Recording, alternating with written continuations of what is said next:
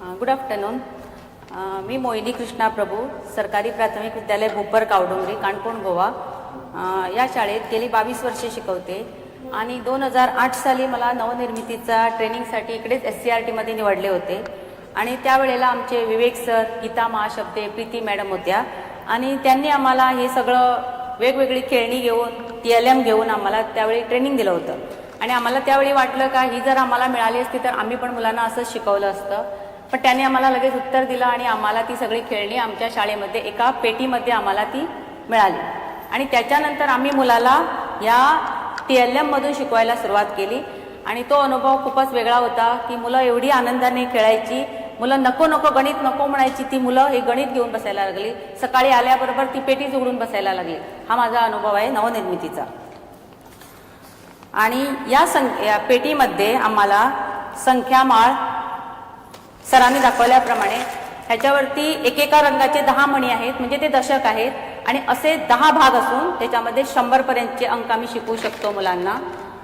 त्याच्यानंतर दांडे सुट्टे, हे दांडे आहेत म्हणजे एका दांड्यामध्ये 10 एकक जोडलेले आहेत. म्हणजे हा एक आहे तो 10 घेतले की हा त्याचा दांडा तयार होतो, म्हणजे दशक तयार होतो. म्हणजे एकक आणि दशक, वन्स आणि टेन्स हे आम्ही याच्यावरती शिकवू लागलो आणि मुलांना सपोज 10 निवडले, त्याचा दशक तयार करा म्हटला की ते एक बाजूला ठेवायचे आणि दशकाचा एक दांडा ते ठेवायचे. अशा तऱ्हेने खेळातूनच मुले आपोआप शिकू लागली आणि एकदा मुलांना सांगितल्यानंतर आमचं काम जरा सोपं झालं. आम्ही फक्त बघायचं कुठं कोण चुकतो का, आणि चुकतो तरी सुद्धा आम्हाला सांगावं लागत नव्हतं, कारण वर्गामध्ये खूप तऱ्हेची मुलं असतात, ती एक दुसऱ्याकडे पाहूनच ती सांगतात. 2008 साली चालू झालेला नवनिर्मितीचा गणितीय उपक्रम आमच्या शाळेत अजून सुद्धा चालूच आहे. त्यांचा उपक्रम बंद झाला म्हणून आम्ही तो बंद ठेवला नाही. प्रत्येक घटक शिकवल्यानंतर आम्ही ज्या वेळेला जशा वस्तू हाताळतो त्या वस्तू हाताळून मुले इंटरवलला किंवा आपल्याला फावल्या वेळी सकाळी आल्याबरोबर त्या सगळ्या वस्तू हाताळून प्रत्यक्ष कृती करून एकमेकांना दाखवून आपला आनंद घेतात गणितातला आणि ते बघून खूप फार छान वाटतं.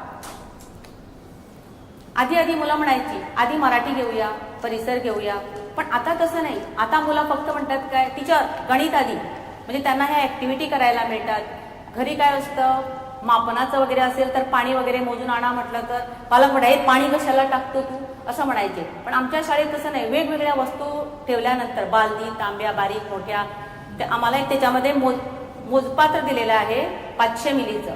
त्याच्यावरती सगळे हे केलेले आहे, खुणा केलेल्या आहेत. ते लावलं की नाही मुलं आपणच शिकतं, हां हे 200 मिली झालं, ते कशामध्ये मावेल, असं करून प्रत्यक्ष कृती करून 1ली ते 4थी पर्यंतचे विद्यार्थी आमच्या शाळेत या वस्तूंचा आनंद घेऊन, नवनिर्मितीचा आनंद घेऊन शिकतात. त्याच्यानंतर नमुने म्हणून आहे पॅटर्न्स. हे पॅटर्न्स तयार करण्यासाठी त्याच्यामध्ये आम्हाला, ह्याच्यामध्ये नाही आहे ते, पण त्याच्यामध्ये वेगवेगळे आकार दिलेले आहेत आणि त्या आकारावरून मुले वेगवेगळे पॅटर्न तयार करतात. आता म्हटलं ही पेटी बाहेर ठेवू, आतमध्ये ठेवूया आणि बाहेर जाऊन करूया म्हटलं तर मुलांनी सुंदरपैकी दगड, बाटलीच्या बूज, त्याच्यानंतर आईस्क्रीमचे चमचे असं वगैरे सगळं गोळा करून त्यांनी आता शाळेत आणून ठेवलेलं आहे आणि ते आम्ही सगळं बाटल्यामध्ये भरून ठेवलेलं आहे. नमुन्याचा प्रश्न आला की सगळं असं टाकून द्यायचं. मुलांनी आपल्याला पाहिजे तो आकार घेऊन वेगवेगळे नमुने करून तिकडे लावून ठेवायचे आणि ते आम्ही सगळे फोटो मारून त्यांचे ठेवतो. म्हणजे मुलं, सांगायचा उद्देश एवढाच की मुलं फक्त या वस्तू हाताळून शिकतात आणि याचा त्यांना खूप फायदा होता आणि लक्षात राहतं. नमुने, त्या दिवशी मी हा केला होता, आज मी हा करणार नाही, आज मी दुसरा करणार, अशा तऱ्हेने. त्याच्यानंतर सरांनी जोडो ब्लॉक दाखवले. ह्याला आम्हाला नाव सांगितलं होतं जोडो ब्लॉक. आता आम्ही एक गणित सांगितलं, आता एक खूप आहेत आम्हाला, 101 दिलेले आहेत, आम्ही असे टाकतो असे. त्याच्यानंतर 5 अधिक 2, मुलं अशी धावत येतात की मी हा घेणार, 5 लावणार, म्हणजे आधी माझा. अशा तऱ्हेने मुलं गणित शिकतात. पहिलीच्या मुलांना जर असं आवडलं तर पुढं गणित त्यांना विषय कधीच आवडणार नाही, असं होणार नाही, असं माझं वैयक्तिक मत आहे. जोडो ब्लॉक वापरून बेरीज आणि वजाबाकी, रंगोमेट्रीचा वापर करून नमुने, 500चं मोजमाप वापरून पाण्याची पातळी, औषधाची पातळी, हे सगळं कशाची मोजा. त्याच्यानंतर तराजू दिलेला आहे आम्हाला. आता सगळं ह्याच्यावरती आलेलं आहे, डिजिटल आलेलं आहे, पण मुलांना प्रत्यक्ष ते कळतं का हे बघायला आम्ही तराजू वापरलेला आहे. आम्हाला त्या किटमध्ये फक्त 1 किलोग्रामचं वजन दिलं होतं, पण 1 किलोग्रामनं होत नाही म्हणून त्याच्यानंतर आम्ही काय केलं, बारीक एकदम सोनाराकडे असतात तशी तेवढी बारीक नाही, 5 ग्रॅमपासून आम्ही 4 किलोपर्यंतची वजनं आणली आणि वेगवेगळ्या वस्तू वेगवेगळे ते आमच्या तिकडं ओहोळ आहे आणि ओहोळामध्ये काळे दगड असतात सगळ्यांना माहीत आहे, ते दगड मुलांनीच आणले आणि आता ते वजन करायचे हातात घेऊन आधी अंदाज बांधला की नाही, नंतर मुलं सांगतात हा जड हा हलका करतात, मग तराजूमध्ये टाकायचा कुणाचं खरं, म्हणजे त्यांना प्रत्यक्ष वस्तू हाताळून याचं ज्ञान मिळतं. त्याच्यानंतर अपूर्णांक पेटी एक त्याच्यामध्ये आहे आणि त्याला काय म्हणतात माहित नाही मला, पण ते असे त्याला पाण्यात लावले की नाही ते असे चिकटतात, बोर्डाला वगैरे चिकटतात मुलं फोमचे, तर ते चिकटतात मुलांना 1/4 पाव अर्धा आणि 3/4 हे त्यांना लगेच कळतंय, पण एकाचे 10 केले 15 केले की ते त्यांना जरा गडबडल्यासारखं होतं, पण त्याच्यामध्ये ते सुद्धा दिलेलं आहे आणि ते लावल्यानंतर तो पूर्ण केल्यानंतर हा एक भाग काढला तर किती झाला, त्याचे 10 भाग केल्यानंतर 10तला 1 भाग झाला. म्हणजे आम्ही काहीच करत नाही, मुलं आपण लावतात बोर्डावर आणि आपण शिकतात. मेजरिंग टेप त्यांनी दाखवलेल्याप्रमाणे मेजरिंग टेप आहे ती एवढीच आहे, हे फक्त आम्ही असं टेबल पुस्तक किंवा असं बारीक बारीक वस्तू मोजू शकतो. मग छातीचं ते आम्हाला आहे ह्याच्यामध्ये छाती फुगवून हे सगळं आम्ही मुलाकडून करून घेतो, शिक्षकांना करायचं काम ते, आमचं काम फक्त वॉचिंग एवढंच.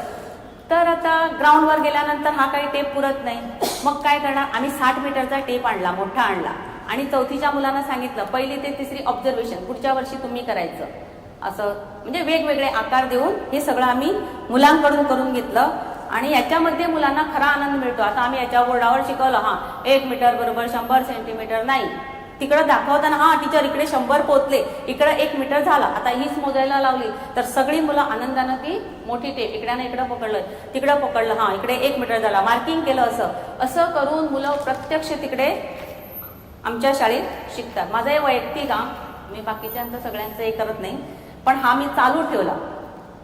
वजनाचं सांगितलं, त्याच्यानंतर सरांनी विद्यार्थ्यासाठी जे वर्कबुक बनवले होते ह्याच्यात तर मुलं दुसऱ्या वर्षी म्हणायला लागले, गेल्या वर्षीच्या मुलांना दिलं त्यांना दिलं आम्हाला का दिली नाही, पण ही त्यांच्यातर्फे आम्हाला दिली होती ती बंद झाली. तर माझं आत्ताच एक सजेशन आहे की आम्हाला परत कशी मिळतील आणि ही बाजारात जरी मिळाली तरी घ्यायला आमचे पालक तयार आहेत, त्याच्यावर सरांनी जरा विचार करावा. त्याच्यानंतर मुलांना कसं शिकवायचं कसं वापरायचं हे सगळं कसं वापरायचं त्याच्यासाठी शिक्षकासाठी सुद्धा 1ली ते 4थीसाठी वेगळ्या हस्तपुस्तिका वेगळं हँडबुक केलेलं आहे, मुलांसाठी वेगळं आहे, हे मुलांनी याच्यावर करायचं आणि शिक्षकांनी ते रेफर करून मुलांना शिकवायचं. आणि आता हे पुस्तकांच्या बाबतीत झालं. या संख्या वगैरे शिकताना फक्त मुलांच्या पुस्तक हे कृतीच नाही तर त्यांच्या अवयवांचा वापर करून त्यांनी कसं शिकायचं. आता आम्ही दशक आणि एकक हे सांगितले त्यांना, दशक आणि एकक हे दाखवले, मग आम्ही अशा माळा नाही दुसऱ्या ठिकाणी खूप पडून आणले आणि हे एक एक असे भाग करून हे दशक केलेले आहेत. मग मुलं लगेच काय करतात, हा 1 दशक ठेवतात आणि हे 2-3 ठेवतात, 1 दशक 3 एकक 13 असं सांगतात पटपट. काही मुलं हे सांगतात. त्याचबरोबर त्याच्यामध्ये नाणी आणि नोटा 1 रुपयाची नाणी आणि 10 रुपयाच्या नोटा केलेल्या आहेत, म्हणजे एकक आणि दशक, तो सुद्धा एकक आणि दशकच. म्हणजे अशा तऱ्हेने दाखवताना मुलं ह्या वस्तू दाखवतात, त्याच्याशिवाय त्यांना 1 टाळी म्हणजे 1 दशक, 2 बोटं म्हणजे 2, म्हणजे 1 दशक आणि हे 2 किती झाले. म्हणजे मुलांचं कॉन्सन्ट्रेशन होण्यासाठी काही मुलं लक्ष देत नाही, मुलं फटाकणीशी सांगतात तो चुकला, म्हणजे काही मुलं 2 टाळ्या ऐकतात 3 ऐकतात, काही ऐकतच नाही उगाच सांगून टाकतात. मग तो म्हणतो टीचर मारते नाही टाळ्या तिकडे लक्ष ठेव, म्हणजे एकाग्रता सुद्धा मुलांची त्यावेळेला वाटते. टाळ्या आणि बोटे त्याच्यावरून एकक दशक शिकवता येतो. आणि ही वर्कबुक आमची संपली मुलांनी वापरून, पण त्याचा वापर आम्ही काय केला, त्याच्या झेरॉक्स मारल्या, त्याची कात्रणं काढली आणि ती वेगळ्या पेपरवर चिकटवून त्याची वर्कशीट केली. कोविडच्या काळामध्ये सुद्धा अशी वर्कशीट करून आम्ही मुलांना ती दिली आणि मुलांकडूनही सोडून घेतली. म्हणजे सांगायचं तात्पर्य 2008 साली चालू झालेला नवनिर्मितीचा कार्यक्रम अजून सुद्धा चालू आहे. त्याच्यानंतर 2020 मध्ये कोविड आला आणि जरा आमचं हे जरा भीती वाटू लागली. मास्क सॅनिटायझर वापरून जरी आम्ही शाळा केल्या तरी एकमेकांना टच करायचं म्हणजेच जरा भीती वाटत होती आणि त्यावेळेला जरा आम्ही ते मागं सरलो. परंतु मोबाईलचा वापर आल्यामुळे आता कोविड गेला पण मुलांचा मोबाईल सुटेना अशी परिस्थिती झालेली आहे आणि लहान मुलांना ते मोबाईल दिल्याशिवाय काहीच करत नाहीत अशा पालकांच्या तक्रारी आहेत. म्हणजे असं मोबाईल दिला तरच मी जेवणार. म्हणजे बघा हे आता कसं झालेलं आहे ते. आणि एक एक दोन दोन मुलं म्हणजे मारायला सुद्धा होत नाही. मग सगळ्या कंप्लेनी आमच्या. मग आम्हीच त्यांना नको नको ते सांगतो की आमचे द्रोण फिरतात, तू असं केलं होतं काल झोपेत मला दिसलं होतं. अशा तऱ्हेने मुलांना, या लहान मुलांना सांगायचं म्हणजे खूप कठीण असतं. तुला कसं कळलं? हां ते आता द्रोण फिरतात, ते चांद्रयान गेलं नाही त्याच्यावरून. नको नको ते असं सांगावं लागतं, पण ते आमच्या फायद्यासाठी असतं मला असं दिसतं. मग नंतर त्यांना ऑटोमॅटिक कळणार ते. पण आमचा मतलब काय आहे, गणित त्यांच्या डोक्यात गेलं पाहिजे एवढंच आहे. आणि आताचा मला एक प्रसंग हे होतो की आता मुलं हे सगळं करतात, सगळं शिकतात, तेवढ्यापुरतं सांगतात आता दाखवलं. पण एक काही दिवस गेले, एक महिनाभर गेला आणि परत मागं वळून जाताना जर मूल्यमापन करायला गेलं तर तिकडे मुलं जरा ढळमळतात. ते का कळत नाही मला आता. पूर्वीची मुलं अशी होत नव्हती, पण आता मला तसं दिसून यायला लागलं की जरा त्यांना असा वेळ लागतो, पटाकनिशी येत नाही. हे का होतं हे मला कळत नाही. आणि शेवटची गोष्ट म्हणजे आम्हाला ही जी दिलेली पेटी आहे त्याच्यामध्ये या ज्या सगळ्या वस्तू मी सांगितलेल्या आहेत त्या सगळ्या वस्तू मुलांनी योग्य प्रकारे हाताळून योग्य प्रकारे ठेवलेल्या आहेत. काही जरा वापरताना हे झालेलं आहे, पण मिस झाल्या नाही. आता ती संख्यामाळ सरांनी सांगितली बघा, संख्यामाळ नाही, हां ह्याच्यामध्ये हे सगळे काढायला असे मिळतात. काढून ती जाळी, हां संख्या जाळी ही काढायची आणि ह्याच्यामध्ये वेगवेगळ्या कलरचे, एकेका कलरचे ते दिलेले आहेत आणि ह्याच्यावरती आम्हाला पाडे करू शकतो. 2 एक वेळा, 2 2 वेळा. आणि ती मोठी आहे, 100ची आहे. सरांनी बारीक आणलेली आहे. अशा बारीक पण आहेत, 3 आहेत त्या, लहान मोठी मोठी आणि 1 नंबर 100ची. तर काय झालं, एक दिवस मी लीववरती होते आणि मुलांनी हे वापरायचं. त्याच्यातला एक हे नाहीच आहे. मग आता हे 100 कसे होणार? 10 दाये 100 होणारच नाही. मग 10 दाये 99च होणार. गेला कुठे?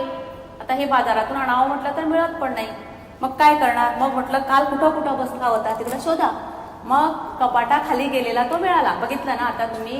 म्हणजे आता हा नाही तर आपला 10चा पाडा होत नाही. 9 पर्यंतच करायचे का? होते नाही. आता तुम्ही शिकला, बाकीच्या मुलांना नको. असं म्हणून या वस्तू मी त्याच शाळेत असल्यामुळे व्यवस्थित ठेवलेल्या आहेत आणि त्याचा उपयोग मी सगळ्या मुलांना शिकवण्यासाठी केलेला आहे आणि मुलं शिकतात. पण हा एक प्रश्न आहे तो माझा, मुलं विसरतात का मागं गेल्यानंतर? आणि दुसरा प्रश्न आहे तो, वर्कबुक आम्हालाही पुढे मिळेल का? म्हणजे ह्या नवनिर्मितीच्या किट्सचा आम्हाला खूप आणि खूपच छान उपयोग झालेला आहे आणि उपयोग होतो आहे. तर एवढंच माझं याच्यावरती हे होतं. धन्यवाद.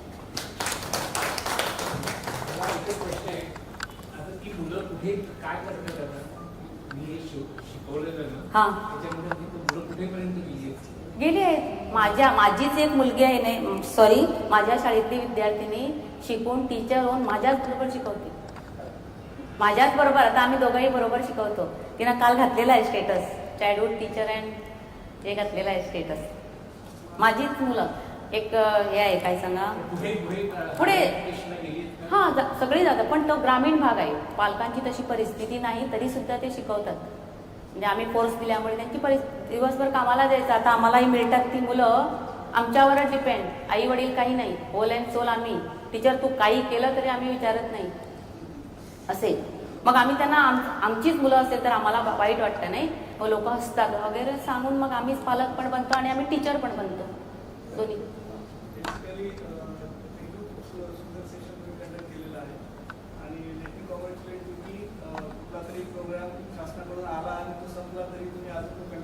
नाही त्याचा फायदा खूप छान आहे ना. मला थोडंसं तुम्हाला हे विचारायचं होतं की जनरली आपण कुठले साहित्य वापरतो किंवा काही वापरतो, वेळ येते तिथं मुलं त्या वस्तूशी खेळण्याची करतात. आणि मग बऱ्याच वेळा असंही होऊ शकतं की कधी त्या साहित्यात फक्त पर्यंत होऊन जातं किंवा बिना साहित्याचं त्यांना करावं नाही वाटलं. असे काही एक्सपिरियन्स तुम्हाला आले का? हे मला विचारायचं होतं. नाही, आमच्या शाळेत तरी मला अनुभव तसा आला नाही. हे जर असेल, एकच मुलगी यावर्षी आहे, हे घेत नाही ती. नमुने करताना मला अनुभव आला. अशी गेली बाहेर. आपण म्हणजे मुलं वेगळी असतात ते मला यावर्षी जाणवलं.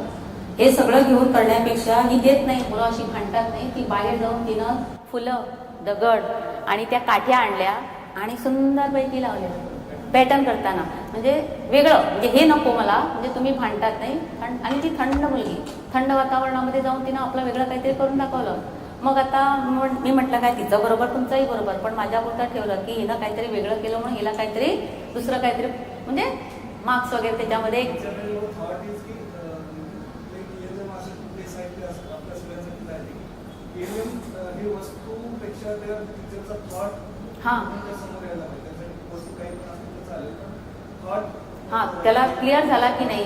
आणि तिनं एकच केला नाही, वस्तू आणल्या आणि एक दगड आणि एक पान टाकून केला, एक दगड आणि फूल टाकून केला, आणि ती परत विचारणारी हा माझा का चुकला अशी विचारणारी मुलगी आहे. हे का बरोबर नाही माझं, हे कसं चुकलं असं परत क्वेश्चन करणारी. आणि आमच्या शाळेत कसं होतं, मी मुलांना असं केलेलं आहे की मी मुद्दाम फळ्यावरती चुकीचं लिहिते आणि नोट डाऊन करून ठेवते आधी याच्यामध्ये मी हे चुकीचं ठेवलेलं आहे, कुणाच्या लक्षात येतं ते.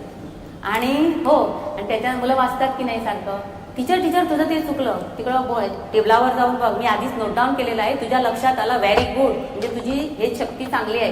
म्हणजे असं अशा तऱ्हेने आम्ही मुलांना जज करतो प्रत्येक ठिकाणी. म्हणजे त्यांना काय वाटतं टीचरचं चुकलं नाही, टीचरचं चुकलं तुम्हाला टेस्ट करण्यासाठी तिकडं ठेवलेलं आहे, तुम्हीच जाऊन बघा तिकडं सारखं आहे, तांबडं केलेलं आहे आणि तुम्हाला ते मुद्दाम कळतं की नाही.